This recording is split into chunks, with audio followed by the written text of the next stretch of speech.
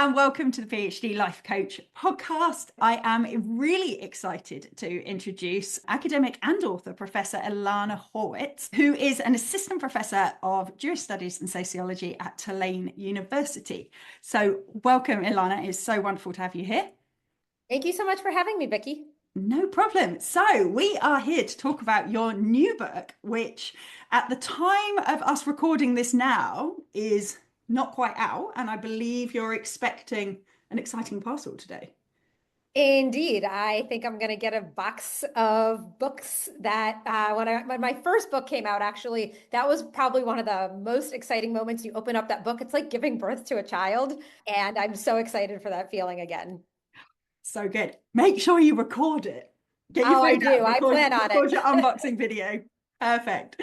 But by the time you guys are listening to this, it will be out. It is called The Entrepreneurial Scholar, and I've just been binge reading it and I've learned so much already. So let's start, before we dive into the book, tell people a little bit more about you. Great. So as you mentioned, I work at Tulane University, which is New Orleans, Louisiana, and I'm a professor of Jewish Studies and Sociology, but my training is actually from a school of education. I went to the Stanford Graduate School of Education, and my PhD is in sociology of education, and also I'm a sociologist of religion. So my work is really at that intersection, and I write a lot about the role, mostly in the United States, about how religious upbringing and social class and gender and race and ethnicity influence people along the life course, particularly in their educational trajectories.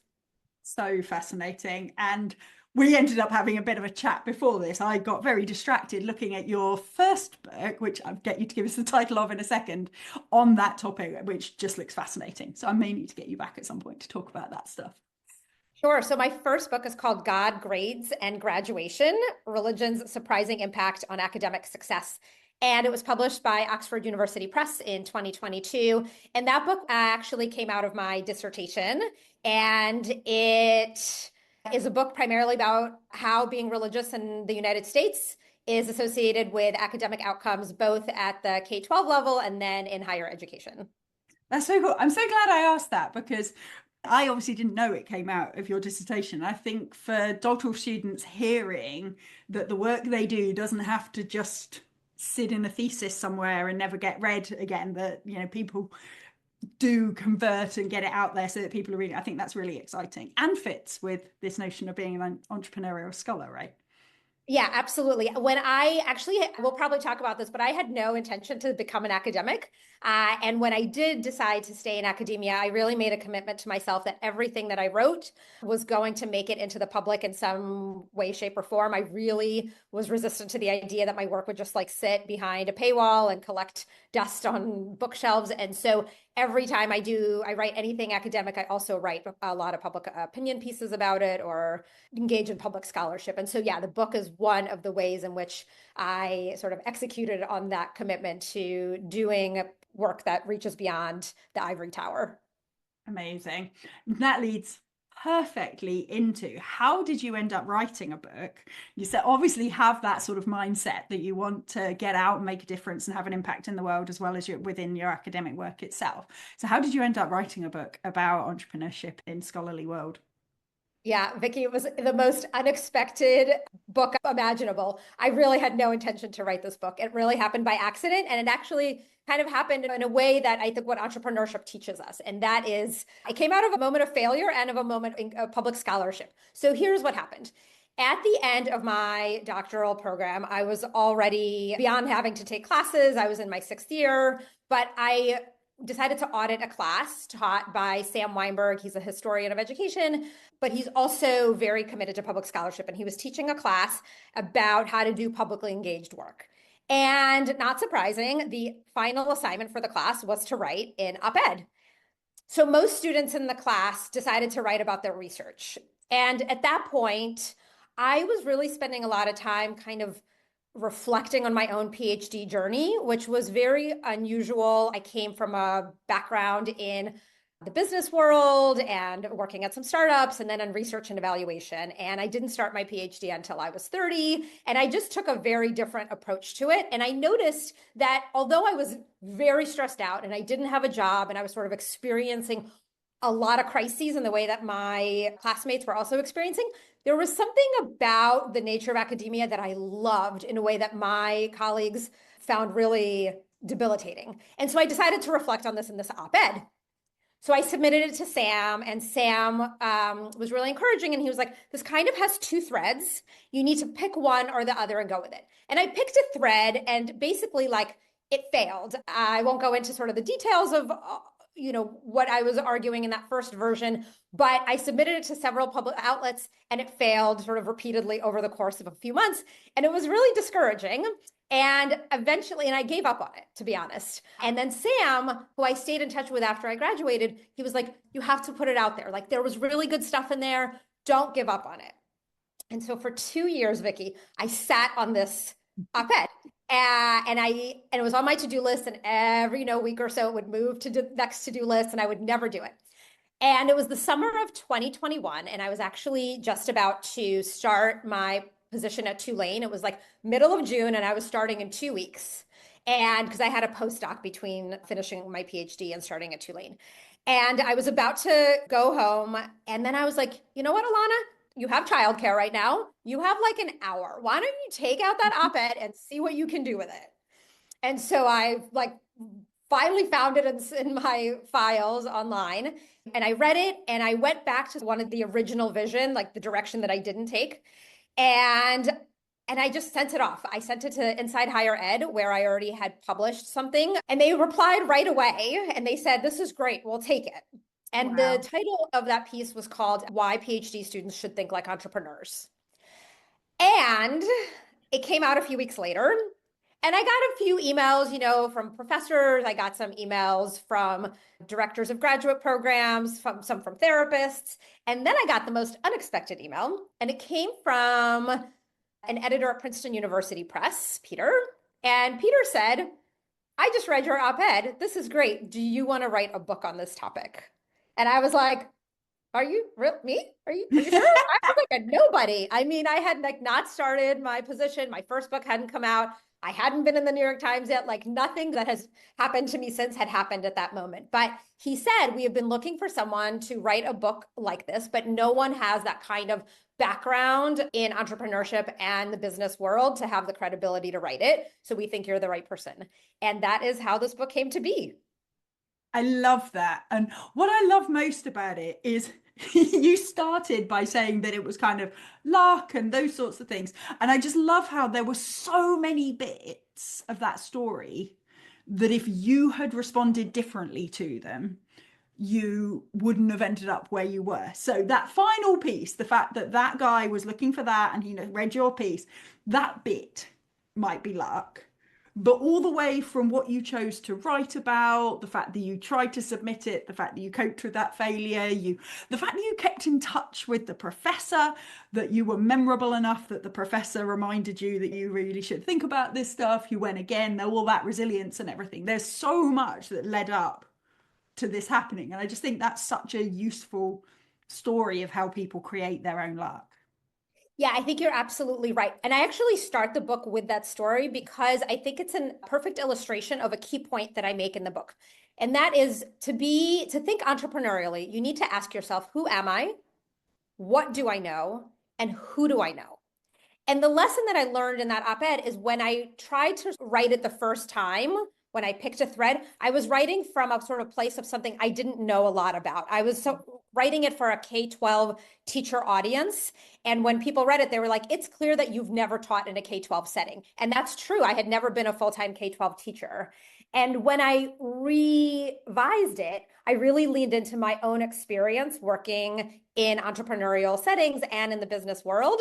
And that is when it was able to shine because I was speaking from something that I had experience in. And you're right, the fact that I kept in touch with Sam and the fact that I reached out to Inside Higher Ed to publish it where I already knew somebody. Like I leveraged a lot of my own skills and connections. And that is a really big piece of entrepreneurial thinking. And ultimately, with entrepreneurial thinking, you put stuff out into the world and you don't know what's going to come of it. And I think this op-ed is the best illustration of that. Like, I had no idea that this would ever, I didn't plan for this.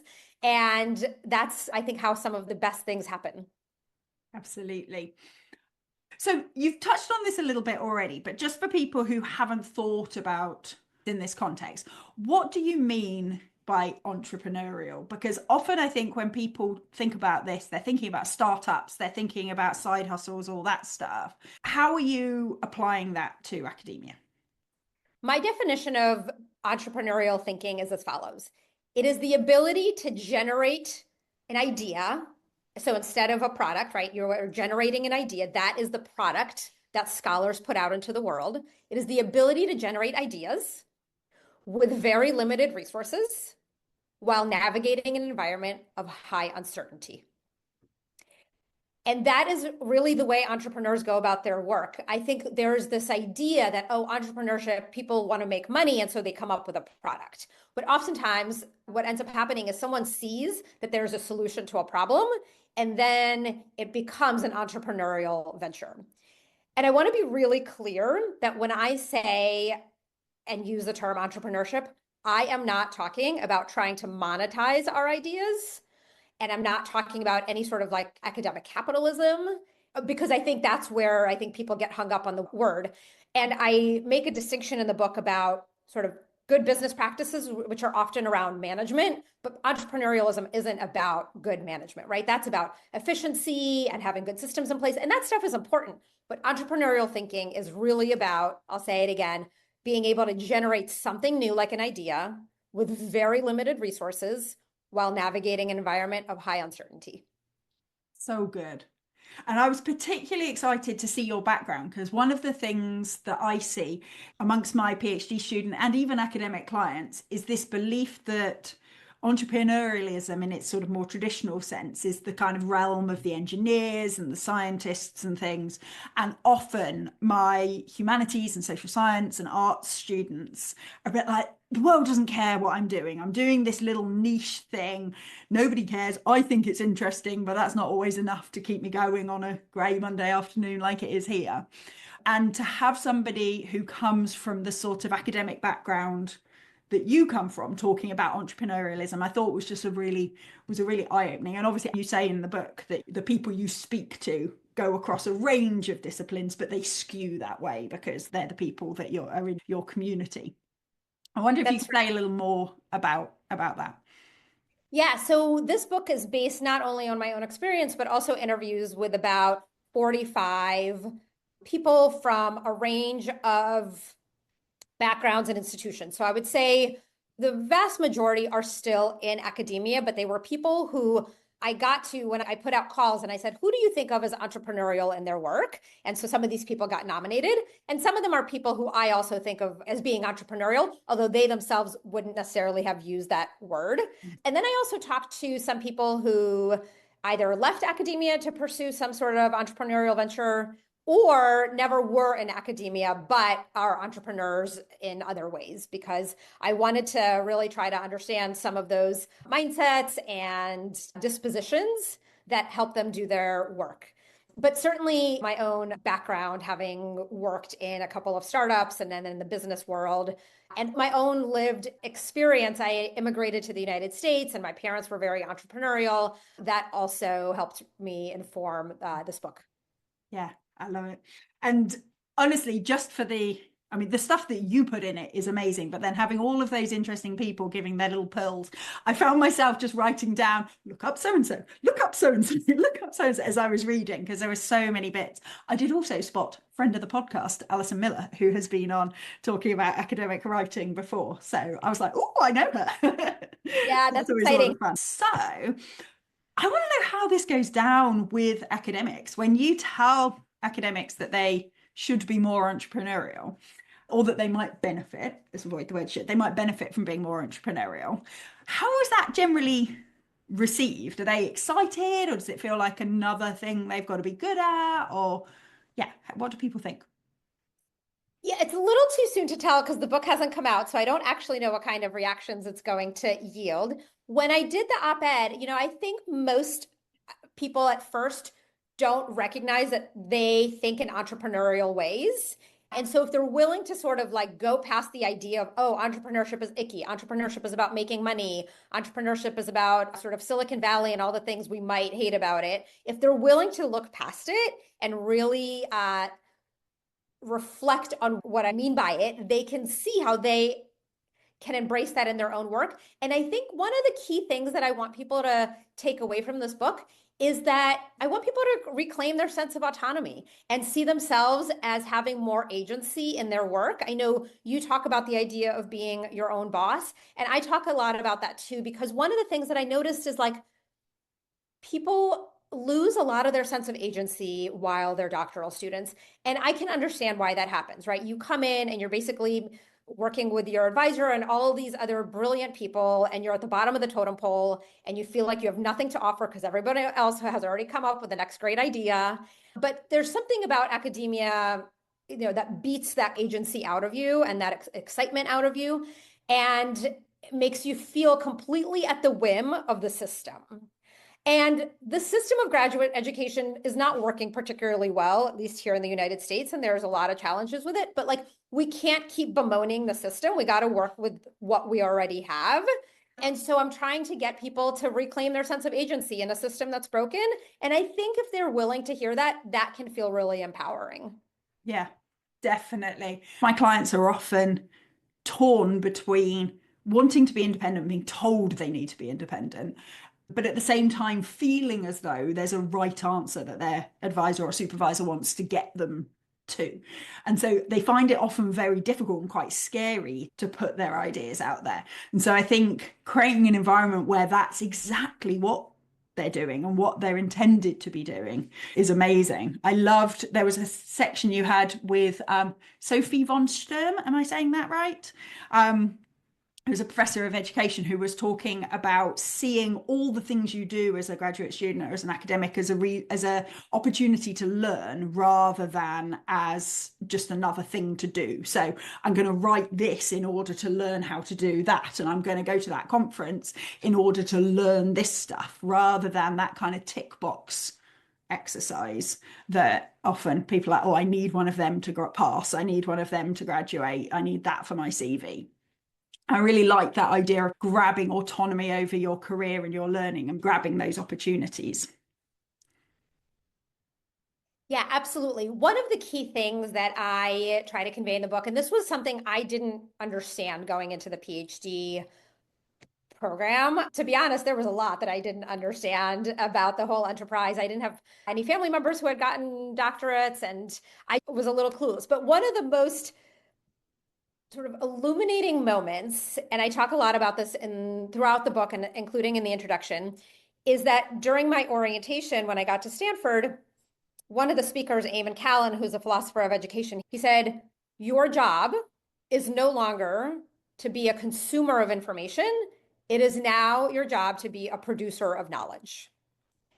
And I think for me, that very simple advice changed my entire relationship with academia and the educational enterprise, because it was true. Like my whole life, I'd been asked to be really good at consuming information and regurgitating back what I learned. And I actually, to be honest, was never particularly good at that. And I was not really that intellectually curious. I did all the stuff that you're supposed to do through high school and in college, but it was always about like checking the boxes. And actually after college, I said, I never want to like be in an academic setting ever again. It's very ironic that I ended up as a professor. But when I started my doctorate and I realized like, oh, I am no longer actually being evaluated on my ability to regurgitate information. In fact, no one is ever going to look up my grades again. And now everything that I do is for the purpose of my own curiosity and figuring out the answer to a problem or a puzzle that I have. And I get to determine what that problem or puzzle is, how I want to solve it, when I want to work on it, and how I want to put it out there in the world. And I think that was so liberating for me to view myself in that way. I mean, like I get to play detective all day long. That's my job. And then I get to write about it and tell people what I learned. It's super liberating, but I think you need to really sort of see yourself as agentic in that process and not do things like just check the boxes. In fact, if I had just checked the boxes, I would have never taken that class on public scholarship. And I wouldn't have taken I audited so many classes. I was like, I'm at this university and I just get to do this for free. Like, why not? So I really took advantage. I took classes in improv and in public speaking and things that weren't directly related, but have helped me in so many ways. But you got to take agency over the journey. Yeah, I remember one of the bits you noted that you found that really liberating, but that many of the people around you found it quite scary. So if listeners are thinking, oh, yeah, but that sounds exciting, but that sounds terrifying too, what would you say to them? I think the reason it's terrifying is like, let's think about the person who often ends up in a PhD program. There are people who have been so good at school their entire life, like they've really figured out how to do what in sociology of education, the 3 R's of the hidden curriculum of schooling: the rules, the routines, and the regulation. And they've done it so well, and they're like experts in schooling. Those are the people who end up in PhD programs quite often, right? That they're so good at it that they're like, oh, I should go pro. And actually, being at schooling doesn't translate well in academia necessarily, because you have to have a lot more agency in the process than you had before. And you have to be willing to chart your own path, to network with other people, to ask for help. And another thing, this asking for help piece is really difficult, because if you're a person who's been like a pro student and sort of like figured it out and gotten to the top of the game, it's really hard to ask for help.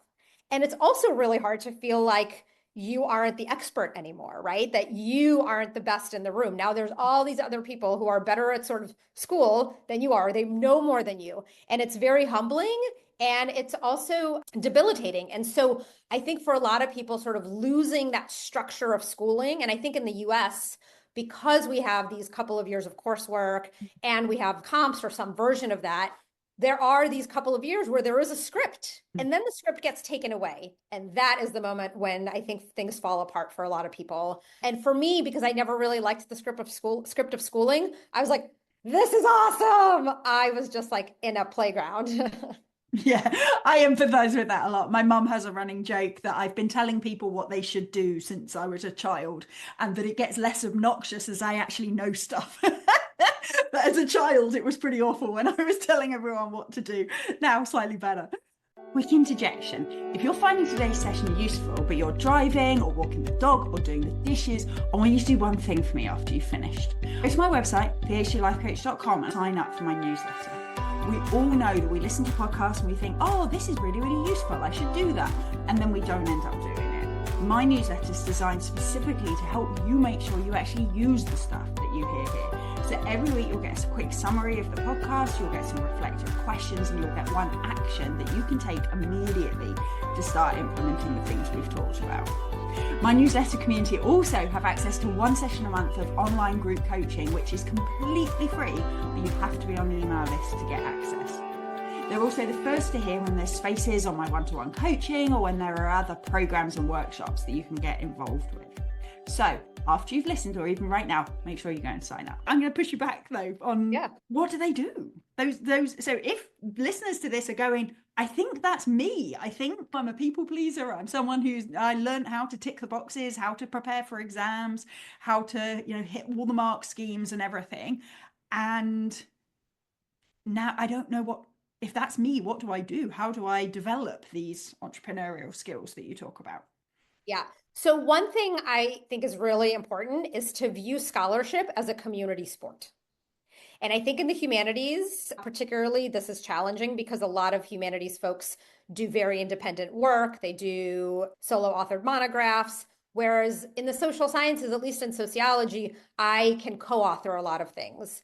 And so if you are listening and you're like, oh, well, I can't sort of collaborate with people in my actual scholarship, you can actually collaborate with people in things that aren't necessarily your writing. So thinking of scholarship as a community sport means really thinking like maximally about who is in your network and trying to grow that network. So I'll give you an example. Like when I got to Stanford, I have an amazing advisor, and I was really grateful for all of his guidance and feedback along the way. But there were things that he was really fantastic at and knew a lot about, and he could give me direction in a lot of things, but then there were things that he was more limited in. And so I never viewed him as sort of like the sole person who was helping me. And I developed a network of both mentors and collaborators who have been really pivotal. And so one of those people, for example, was Professor Lee Schulman, who just recently passed away, but he had been at Stanford for a long time. He was an emeritus professor, but he came to campus on a regular basis. And I happened to meet him actually through synagogue, and I was really interested in his work. And he was very invested in the doctoral students at Stanford who were interested in the intersection of education and Jewish studies because it was something he was personally interested in. And he was like, I'm happy to meet with you. And most people would be like, oh, that's so nice that he said that. I'm not actually going to take him up on that. And I totally took him up on that. I am. I was like, here I am. And we started having coffee. He loved when people would come to his office, and he had this Nespresso machine, and he would make, me a cute little coffee. And we would sit, and really my dissertation idea and the data that I have all came out as a result of one of the meetings that I had. What happened was we were just chatting, and he would tell me a lot of stories. And he happened to mention that he was going to a meeting at a local foundation to talk about some research. And I said, wow, I'd love to be a fly on the wall at that meeting. And he was like, oh, let me see what I can do. And 2 days later, he emails me and he's like, I got you a seat at the table. Come. Amazing. And so I show up, and it's like this amazing room of scholars and some funders. And one of the people who I ended up meeting was this guy at Notre Dame, Professor Chris Smith, who was talking about this data set called the National Study of Youth and Religion. I had never heard about this data set. And he mentioned, he was like, we did this big study. We followed a nationally representative sample of teens in the United States for a 10-year period. And we have this oversample of Jews, and we hired sort of someone to do something with those data, and nothing really came of it. So if anyone in the room knows of any doctoral students who need a good underutilized data set, they should reach out to me. And I was like, hello, me. And so right away, I reach out to Chris, and I was like, I really would love to have that data. And this fundamentally changed the entire trajectory of my PhD. I then got access to those data. They were incredibly willing to share it. And I ended up doing a dissertation that I hadn't even sort of thought about, all because I put out a lot of ideas and sort of questions out into the world, and a lot of relationships out into the world. And one of the things about being entrepreneurial is you never know what's going to stick and what it's going to yield. And I think one of my biggest pieces of advice for people is you can think of yourself as you're in charge of making dinner tonight, right? And so you might pull out a recipe and say here's XYZ ingredients, and I'm going to make this particular recipe. And some of us view our research in that way. I'm going to follow XYZ steps, and I'm going to get to something. And I view it differently. I view research as a much more sort of uncertain enterprise. And so I'll say, I need to make dinner tonight. Here's XYZ ingredients in my pantry. Let's see what I can make out of this. And I actually don't know what the final product is going to be.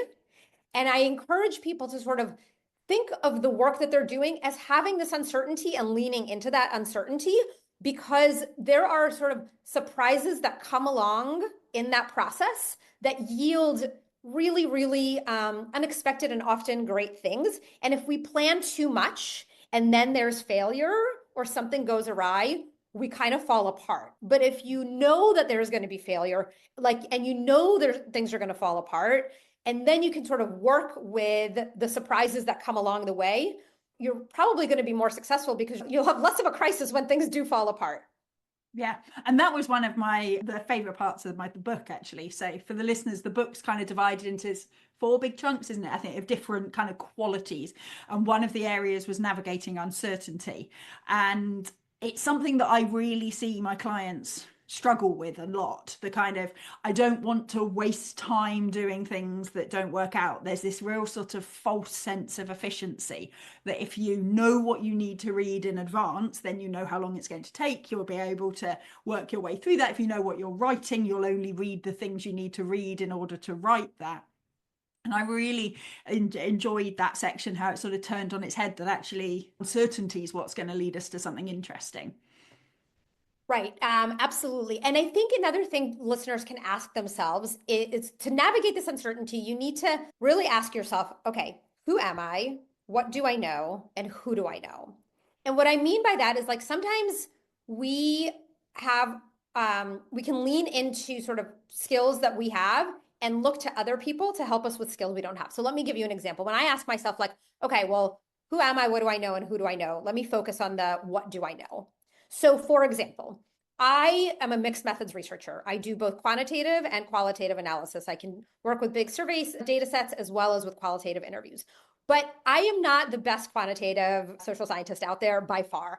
I can certainly understand all the stuff. I can do a lot of the basics, but it's not something that is my strongest suit. And so I collaborate with people for whom that is their strong suit. And as a result, I'm able to put out publications and put out ideas into the world that I couldn't have generated myself. And it would take me, I'm like pretty strategic in thinking about like, well, it would take me X amount of time to figure this out on my own. And maybe that's a good use of my time right now. Or maybe I collaborate with such and such person who really has a strength in that. And then together, right, we can put out something into the world that's faster and better than either one of us could do alone, right? Because you also have to think about like, who do I know? Who are the people who might have this area of expertise? I'll give one other example of sort of how to think about that question of like, who am I? What do I know? And who do I know?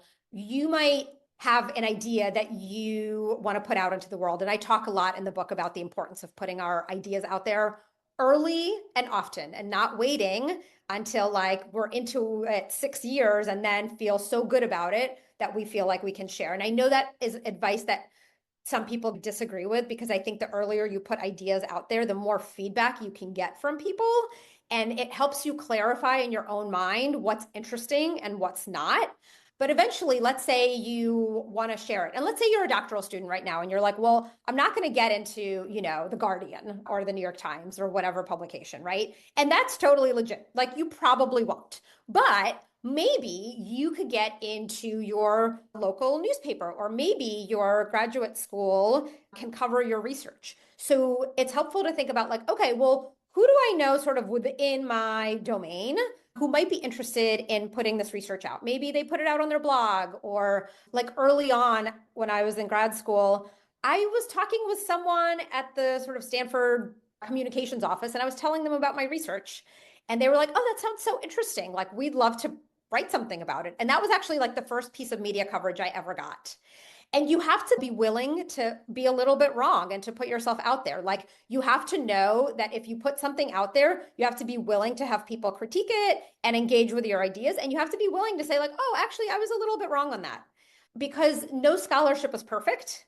And sort of being willing to change your ideas is a very important part of this mindset.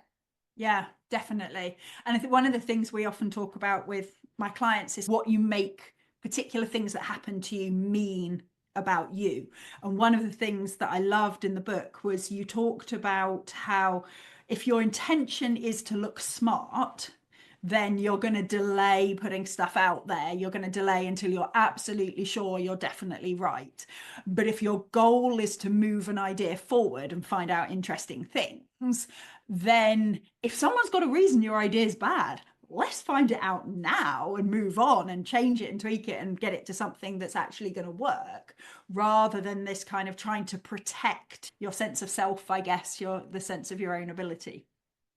Right. You have to sort of figure out what is the moment at which you feel like your idea is solid enough and you have enough evidence to back up your idea that you can put it out there. Like I certainly wouldn't suggest doing this, in the very nascent stages. At the very nascent stages, you should be workshopping your idea within circles within your institution who you really trust and with people you really trust. But once you have enough out there, it may not be a perfect story. And only you can sort of figure out for yourself whether it's ready to go out in the world. But there's this children's book. I don't know if you guys have it in the UK. It's called like, What Do You Do with an Idea? It's the same author who wrote What Do You Do with a Problem? It's this great children's book where basically like this little kid, this is the one that's What Do You Do with an Idea? He has an idea. And at first it's like really, really small, but it's like he feels this like emotion about it. Like he's excited about it, but he's also a little nervous about it. He doesn't know if he should share his idea with other people because he doesn't want to get critiqued or he doesn't want other people to say it's bad. And over time, this idea kind of grows and he's nurturing it and he feeds it, the book says, and he plays with it. And I love this sort of analogy, this idea of like feeding your idea and playing with your idea. because eventually the character in that book feels good enough about that they've nurtured their ideas so much that they're ready and confident enough to put it out in the world and know that they're going to be willing to withstand the critique that it might, or the reactions that it might yield. But yeah, you have to nurture your idea. You have to play with your idea. You have to sort of marinate on your idea. And I think with that, then comes this moment which you're like, okay, I'm ready. I'm ready to put this out into the world in some, maybe even very small way. Yeah. And I'm not sure whether this episode will have come out by the time yours comes out. I think it will. I talked recently with Tony Stubblebine, who is the CEO of Medium, and he was talking about academics writing for Medium and that blogging site being an outlet for these sorts of things. So if you're interested in this, listeners, then make sure you check out that episode too. And I would say that the process of writing is actually really important, because even if you're like, well, no one's going to read it, it's fine. It's okay if nobody reads it, because you have gone through the exercise of actually articulating your ideas in a way that is accessible to a public audience. And that is one of the key skills. Like, one of the things that I learned from Sam Weinberg, one of the first exercises he had us do in that public writing class, he said, write a letter to a family friend or a family member who's not an expert in your field, but, has a sort of a college degree, right? And explain your idea and your research to them. And it was remarkable how difficult this was for people to not use the academic jargon, to sort of start from a place where everybody can understand what you're doing. And so just the actual simple act of explaining something can be incredibly clarifying in your own mind. Yeah, absolutely. So going back a few years now, but when I was still an academic, there's a scheme in the UK run by the British Association, which is for academics to be media fellows. So you spend a month or 6 weeks working with a media organisation as a science journalist. So you full on leave behind your university. I went to Dublin in Ireland to work for the Irish Times for a month as a science journalist, writing on everything. So a few bits to do with my topic, but mostly everything else. I was writing ridiculous amounts, and that skill of being able to take something complex that until you spoke to that scientist you didn't even know anything about, and now you've got to turn it into something that's digestible and interesting for readers of a newspaper, is fascinating. I was taking so many notes when I read this book. The one bit that was in the disseminating your ideas section that was just so fascinating, you're going to be able to correct me on pronunciation again, but David Labaree, I believe was his name. Yeah, he was talking about how, I'm actually going to quote this because I loved it so much. One way to keep your neurotic self-doubt under control is to bear in mind an important guiding principle for good writing. You are under no obligation to provide a perfectly uncontestable story. And then I believe he went on to say, the confidence to write isn't the same thing as the confidence that your analysis is completely rock solid. And I thought that was so freeing, because so many of the people that I work with are desperately trying to make sure that everything they write is completely unrefutable, so that their supervisors don't criticize them, so their examiners don't criticize them, so the academic world at large don't.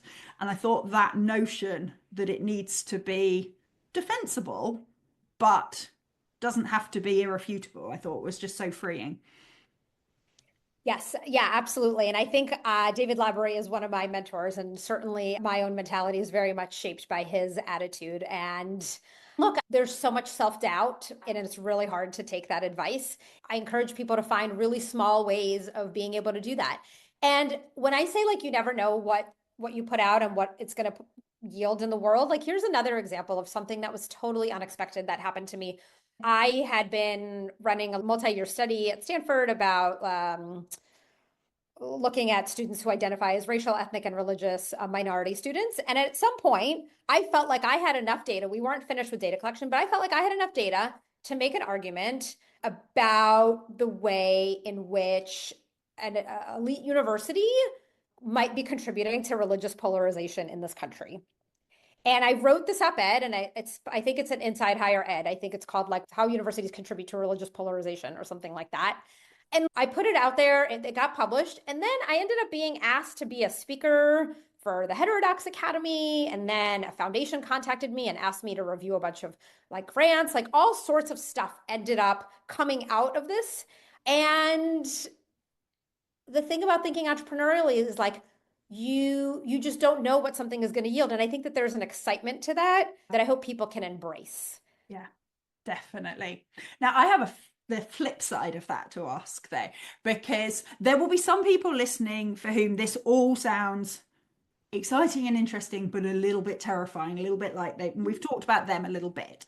But I also know, partly because I was one, but partly because I've supervised them, and partly because I work with some now, there are the students who want to do everything. And so this is like music to their ears, right? They want to write for this and write for that and be involved in all the, have the side hustles that you talk about in one of the sections, have all of that stuff. How do you strike the balance between what is the kind of, I'm going to say right amount, obviously there's no actual, what is an appropriate amount of throwing stuff out there versus taking on too much? Because I've certainly had students in the past where they were doing so many other things. I was a little bit in the background kind of going, you have got a thesis. Yes. A thesis? We should do that too. So how do you help people to kind of find, if they're at the kind of, I don't want to say too entrepreneurial, but if they're at that end of things, how do you help people find that balance? That's a really great question. And you're right, a very valid point that sometimes it's easy to go off in so many directions. And I remember when I was writing the op-ed, some of my friends were like, oh my God, you've spent like 20 hours on this. Is this really a good use of your time? And at first I was like, yes, this is a good use of my time. And I think I got to a point, I don't remember at how many hours I had sort of poured into it, but I could tell in my mind that like it needed a break. So you do have to be really strategic about how you use your time. And it's hard to give very specific guidance on it, but you have to be able to calibrate like when the stuff that you're doing is actually advancing your networks and advancing your scholarship and advancing sort of your teaching. Like, is it advancing your work, or are you stuck and sort of spinning your wheels? And maybe it just needs a pause. And maybe you come back to it. Like, I think a thing to know is you can always come back to something. But like, I'll give you an example. Okay. Of how I thought about sort of how do I strategically go about things when I was a doctoral student so that I wasn't spreading myself too thin, but I also was gaining different kinds of experience. So at one point, I was probably in like my 4th or 5th year, and I realized that I didn't really have any teaching experience because the way my doctoral program was structured was that we got funding, but it was to do a research assistantship, not a teaching assistantship. And I was like trying to get ready to go on the job market, and I had no teaching background, which was ironic because I went to a school of education. And I learned by going to some workshop that like you have to be an instructor of record to be taken seriously, especially at more teaching focused and liberal arts universities. And I was like, okay, got it. How do I make that happen? So the first thing I did was like, I became a TA, but that didn't feel satisfactory to me because I wasn't their instructor of record. So then I was kind of like talking with people about this, and I didn't really know what to do about it. And then one day I got an email from a classmate of mine who had gone to church and struck up a conversation with the department chair at a local community college in a sociology department. And he asked her, he was like, do you know anybody who could teach a sociology class? And she was like, oh, and then thought of me. And so she emails me. She's like, do you have any interest in teaching a sociology class at the community college down the street? And I was like, oh my gosh, this could be a way to get that teaching experience that I want. But I also, first of all, when I told a couple of faculty members that I was thinking about this, they were like, that's a terrible idea. Whatever you do, do not do that because it will take you away from the actual research that you are supposed to be doing. And so I sat with that information. And then I also knew it was going to be a lot of time. And so ultimately, what I decided to do was like, I was going to teach this class, despite what some of my advisors were saying. And the reason I wanted to do it was not just like so I could have this teaching experience, but because I wanted to be able to actually practice saying out loud the concepts of sociology that I was writing about and learning about, because I knew it would help cement them and sort of clarify them in my own head. And also I was training as a sociologist of education, and the kinds of students who actually go to this community college are precisely the kinds of students who I write about, right? They're first gen, low income students who are often like parents and working multiple jobs. And I was like, if I really want to write about this population, I should actually interact with them because most of them are not hanging out on the Stanford campus. But the way in which I thought about doing it strategically was like, I found a colleague who wanted to also get the same kind of experience. And we basically came up with the idea that we were going to pitch to the community college and we were going to split the class, meaning that I would teach half Interesting. of it and she would teach half of it. And we would split the pay, but that way we both became the professors of record and we only had half of the work. And so, and in that way, and also a lot of that teaching that I did was at night. And so at night, I wasn't going to be working on my research anyway, because I had kids and that like wasn't how I was going to spend my nights. And so luckily my husband was willing to take on the extra childcare for me to be able to do this. And it was a great decision. I learned a ton in the process. One of them became my letter writers for when I went on the job market, which was really helpful. And so there was this strategic thinking about like, Mm. okay, you have to think about the cost benefit analysis, right? Like, how much of my time am I putting into this? What is it detracting from? What could I get out of it? How might I be able to think creatively about how to minimize the work or make the work strategic? And that's the kind of thinking I would encourage for your listeners as well. Yeah, I love that. And I love how if you're clear about why you're doing something and what you're trying to get out of it, you can then make those decisions in that strategic way. Because like I could imagine students who, if their supervisors say, no, you shouldn't do this, going, okay, you're right, I'll stick to researching. But I can equally imagine people who say, well, I want to, so I'm going to, but then do the whole thing, do it as fast as possible because I mustn't spend too much time on this, do it in a kind of stressed way because my supervisor doesn't think I should be doing this really, so I just need to get it done and da da da, and then not get out of it any of the things that you talk about, like the benefits of doing these things. So I loved the way you were really clear on, you partly wanted it so that you had that thing on your CV, instructor of record, but also so that you were developing those skills as well, but also recognizing you didn't need the whole thing in order to do either of those things. So I think being really clear on why you're doing it and what skills, not what outcomes necessarily, because we don't always know the outcomes, but what skills you're trying to get out of it can really help you to plan that strategically. Right, absolutely. And first of all, also I got paid to do that, which was Mm, also very helpful for of me at the course. time. But it is true, and I've seen this happen a lot where people spread themselves too thin and then they don't get their actual research done. So my biggest piece of advice is like the motivation to write comes from feeling like you have something important to say. And if you don't feel like you have something important to say, you're never going to get that research finished ever. It doesn't matter how many Pomodoro writers, timers you set and how early you wake up. Like there's a lot of the technical skills that you really need in place, but you also fundamentally, and this is like an existential problem, you need to think that what you have to say is important. And so when you're thinking about like, well, how do I sort of do all these things while also maintaining my research? Like you need to think that your research is really important. And all those other things are helping you, but you got to stay focused on the research as well. But there's also a point at which, like, if you spend several hours on your research a day, there's a point at which there's diminishing point of returns, and it's better for you to do something else. So, like, I remember one of the best things I ever did was like there was a happy hour happening when I was a grad student, and I wasn't going to go because I was like, I should sit in my office, and it was 5 o'clock. I was like, I should sit and try to like bang out another hour of data analysis. And then I was like, you know what? There's free food upstairs. I should just go. And you know what happened at that meeting? I ended up meeting another faculty member who I had never met. There was no strategic intention there at all. It just was like happening. I happened to tell her about my research and I said I was on the job market and that I was having a hard time. It was like a very friendly conversation. And then about 6 months later, it was graduation and I didn't have a job. Like I had no job lined up when I was graduating. I had cobbled together, because I'm pretty entrepreneurial, consulting gig and and I finagled a way to like stay on Stanford's campus, enrolled as a student, but I did not have like a postdoc or a faculty position. And after I, did my walk across the stage and then it was like the celebration, she comes up to me, her name was Denise Pope, and she said, "Hey, Ilana," she's like, "Do I recall that you're still looking for a job?" And I was like, "Yes." And she's like, "Oh," she's like, "I think I just found you a postdoc on campus." And I was like, "You're kidding."